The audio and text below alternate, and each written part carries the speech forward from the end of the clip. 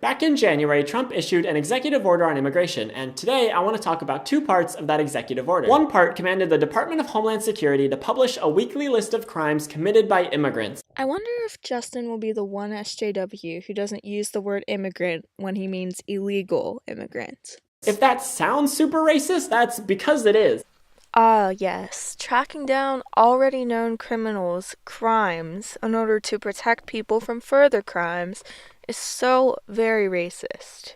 Notice how the executive order that he's repeated so far has not mentioned race. Only Riley has. Now, Trump supporters will defend this by saying that immigrants are not a race, and that's true. Those dirty, filthy Trump supporters stating facts. How dare they? But we all know that when Trump is talking about undocumented immigrants, he isn't talking about white people. He's talking mainly about Mexicans. He's even said that when Mexico sends its people, they're bringing crime and drugs and they're rapists. You can claim that he's not talking about any specific race here, but you'd have to be ignoring a lot of anti-Mexican immigrant sentiment that he's been spewing for years. How exactly does it mean that he thinks one race is superior to another because he wants to track the illegal actions of undocumented people in the United States? And yes, if you look at the executive order itself, it does say illegal. Riley just conveniently leaves that out, trying to make Trump sound more evil than he actually is. His whole plan to build a wall is mainly to keep out Mexican immigrants. He doesn't want to spend billions to build a wall on our northern border. It should be clear by now that when Trump talks about immigrants, that's largely just coded language for Mexicans.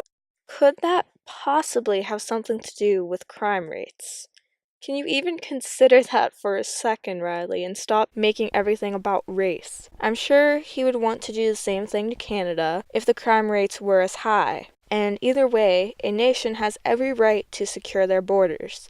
Both sides having borders would be ideal, but it makes sense to start with the side that brings a higher number of dangerous people. Try judging people by their actions sometime instead of their skin color. He has said several times that he means illegal Mexicans that commit those crimes at a higher rate. Protecting innocent lives shouldn't be considered racist. Mexico is a closer country to us and does have a higher rate of people illegally trespassing than other countries. You can assume whatever you want that he means, but until he deports a legal Mexican purely for the sake of being Mexican, your point is null. But this is really next level racism. Publishing a weekly list of crimes committed by a particular group is a very Nazi move. All people should be held responsible if they infringe on the rights of other people, Justin. There's nothing racist about examining a group of people who are already committing a crime and come from a foreign land with a different culture where the violence and rape and crime are a lot more common. I'm sorry that reality is the way it is, but it makes sense to look for criminals in a high crime area / country.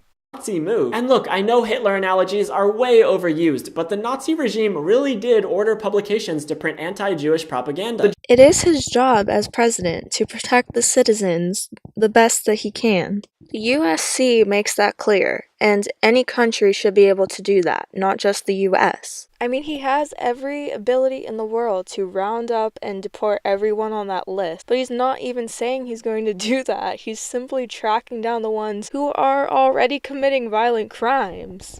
He's allowed to protect innocent people. The German newspaper Der Stürmer had a series called Letterbox where they published crimes committed by Jewish people. A magazine called News Volk also published a series called The Criminal Jew where they would show photos of Jewish people along with the crimes they had committed. The parallel is just too obvious. Horrible things like the Holocaust don't happen overnight. They happen after years of propaganda like this that teaches people that some group of people is subhuman. Like even before Japanese internment in the US, newspapers like the San Francisco Chronicle ran extremely racist articles talking about how Japanese people were unassimilable. Horribly racist atrocities don't come out of nowhere. We have to stamp out racist bullshit like this as soon as we see it. The Nazis had similar socialist political ideas as Bernie Sanders does.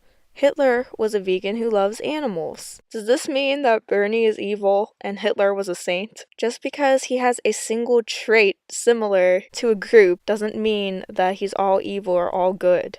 The Nazis are known for being evil because of the violent incarceration and killing of Jews, not because of a stupid list, Riley. False equivalency. He wants to track their crimes and see who deserves what. In my opinion, just being an illegal immigrant isn't the worst crime ever. An eye for an eye and a tooth for a tooth is generally how I like the justice system to handle things. I don't want people getting worse punishments than they deserve, especially when they didn't hurt anyone and aren't infringing on anyone else's rights. But if you say, take the life of another innocent human being, I want them to suffer as much as possible. Publishing crimes committed by immigrants will create more fear and hatred against immigrants, despite the fact that all immigrants, documented or undocumented, are less likely to commit crime than American citizens. And that data, by the way, comes from the conservative Cato Institute, so don't act like this is a liberal thing. Factually, immigrants don't commit more crime than citizens who were born in the US. But immigrants do commit crime. They're people, and any large group of people will have some people who commit crime. But not all immigrants are criminals, according to us, Justin. We know there are many peaceful Mexicans, but there's nothing wrong with finding the ones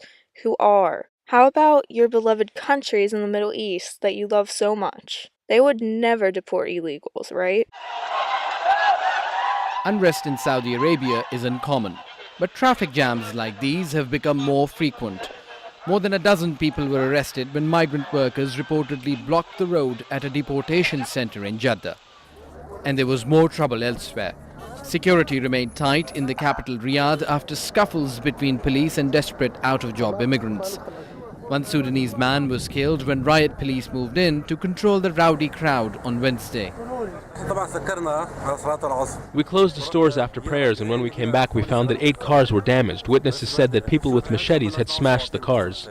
23,000 Ethiopians have surrendered to immigration authorities, and more people are coming into police-run centers, but they don't want to go home. We will not leave from here until the Ethiopian embassy comes and human rights are observed. We do not want to go anywhere. The deportations started after Saudi authorities gave migrants 7 months to comply with stricter visa rules. The government says it wants to end a black market of cheap foreign labor and create more jobs for Saudis. It will continue implementing the policies until all residents are legal. I'm not saying we should take after anything Islamic-governed countries do, but Riley tends to defend these people and act like Trump is the only one who cracks down on illegal immigration, which is absolutely absurd. Obama deported about 3 million people. Where's your video complaining about that? He's not going to round them all up and enslave them or something like your beloved countries in the Middle East do. They're just going back home. It is smart to pay closer attention to a group that is already legal.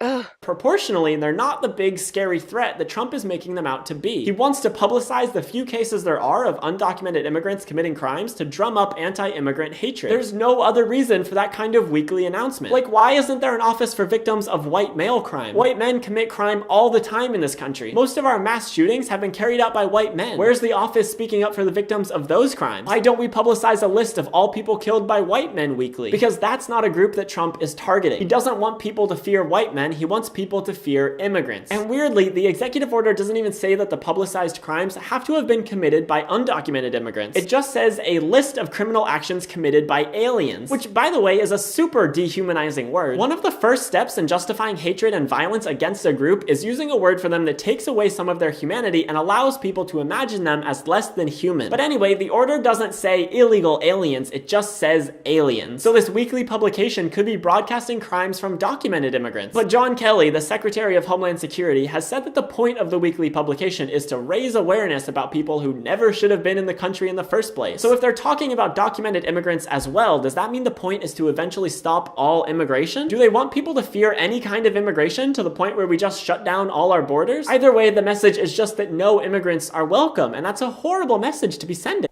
See, if you could give me an example of Trump saying that no immigrants are welcome, then you might have somewhat of a point. But otherwise, you are just putting words in his mouth that you really wish that he had said. To be sending. The second part of the executive order establishes an office under the Immigration and Customs Enforcement Agency called VOICE, which stands for the Victims of Immigration Crime Engagement. It's supposed to offer resources for people who have been affected by crime committed by immigrants. And it's supposed to publish a quarterly report of the effects of victimization by criminal aliens, whatever that means. VOICE launched on April 26th, which was unfortunate for them because it was Alien Day and people prank called their new hotline for days reporting illegal aliens. Here's the number for that hotline in case you happen to be abducted by a Martian or something. Those damn Martians stealing all our jobs. But in all seriousness, this office is just more anti-immigrant propaganda. No way. The government making a list of crimes so it's easier to track down criminals by people who are already committing crime? Protecting innocent people is so racist now, guys.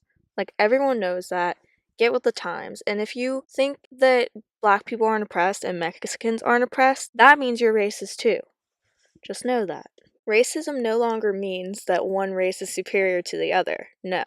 It is anything and everything. If you even think anything other than the social justice rhetoric, even for a second, you are a racist and seriously need to check your fucking privilege.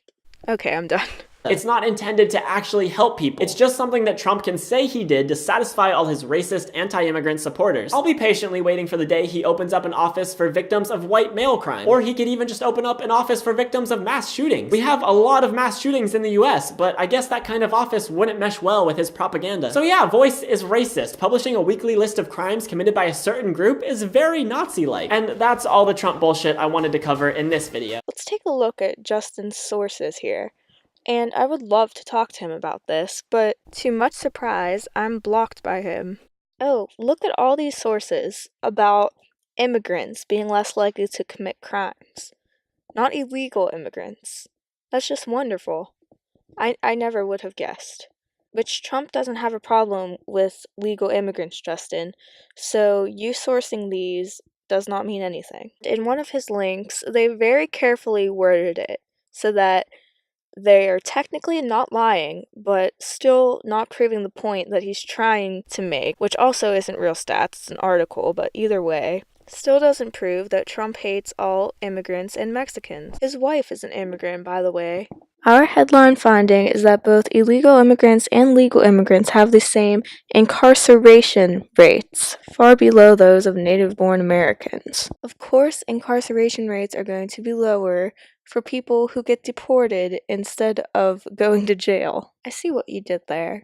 Nice try. It only took about 30 seconds of reading to see the little trick in wording there. It is very hard to find stats about illegal immigrant crime percentages versus regular citizen percentages. It's almost like they want to hide it from you or something, and even the FBI doesn't calculate it. At least not from what I found.